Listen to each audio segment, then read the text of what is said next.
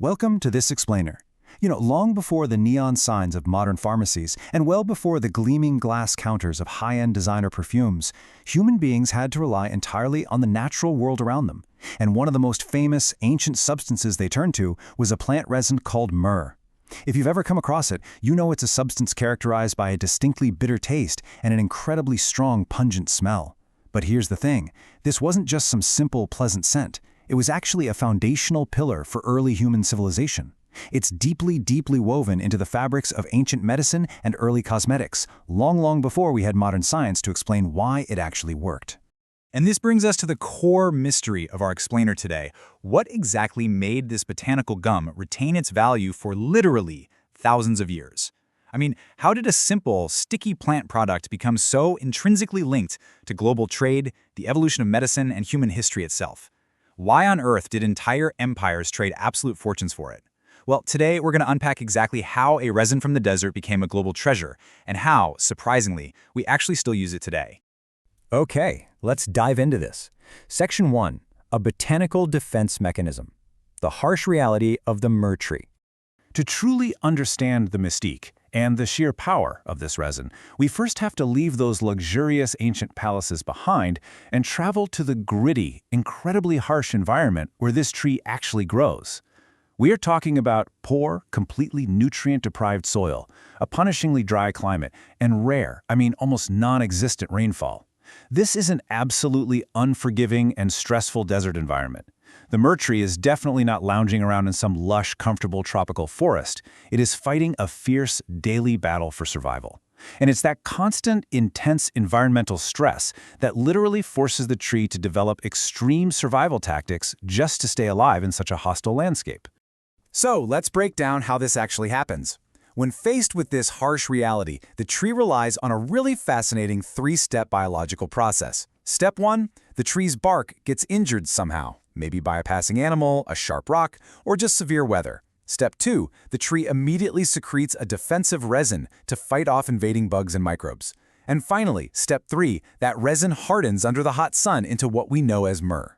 This is the big biological aha moment here. This incredibly luxurious historical item, literally traded by ancient kings, is fundamentally just a desperate immune response. Actually, think of it like a botanical scab. It's simply the plant's way of creating a protective seal against infection. Section 2. Myrrh through history, from desert scab to global treasure. Let's shift gears from that microscopic biological trigger, the plant's simple immune response, to its massive, undeniable impact on human civilization. Tracing this timeline, starting over in ancient Egypt, myrrh was absolutely crucial for embalming and body preservation. Then, moving to the Arabian Peninsula, it became a highly precious commercial commodity. It was driving massive economies and generating immense wealth. Then, looking at the broader ancient medicine era, early physicians utilized it as an antiseptic, a topical painkiller, and a really powerful wound healer. It was famously transported along vast ancient trade routes, right alongside frankincense and exotic spices. Humans looked at this remarkable plant defense mechanism and brilliantly figured out how to harness it for our own preservation and healing. It's pretty incredible when you think about it. Now, what's really interesting about this next part is how we connect the past to the present. Section 3. The chemistry behind the magic. Validating ancient wisdom. So let's bridge that gap between ancient historical lore and modern laboratory science. Let's break down the actual chemistry. The makeup of myrrh includes volatile oils, resinous compounds, and highly active antimicrobial compounds. These aren't just random organic chemicals, by the way. These specific ingredients are directly responsible for myrrh's legendary pungent smell, its distinctively bitter taste, and its powerful biological effects. When that tree gets injured, it unleashes this perfect molecular cocktail to defend itself. And you know what? That molecular cocktail is incredibly important today. Modern research reveals that myrrh has distinct antibacterial, antifungal, and potential anti-inflammatory properties. Modern researchers are absolutely fascinated by this because it essentially proves that the ancients were completely right. When an ancient Egyptian priest or an early physician applied myrrh to wounds or used it to preserve bodies against decay, they weren't just practicing some sort of magic. They were actually leveraging very real, verifiable science that actively killed bacteria and fungi. So, the crucial point is we do have to separate fact from fiction here. On one side, we have the myth. The idea that myrrh is this comprehensive magic cure-all treatment for everything. But against that, we have modern science, which confirms it's a supplementary aid with clear limits.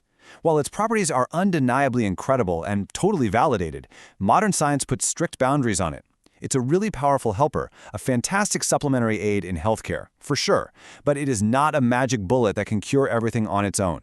Section 4. Myrrh in our lives today, from ancient trade routes to your bathroom.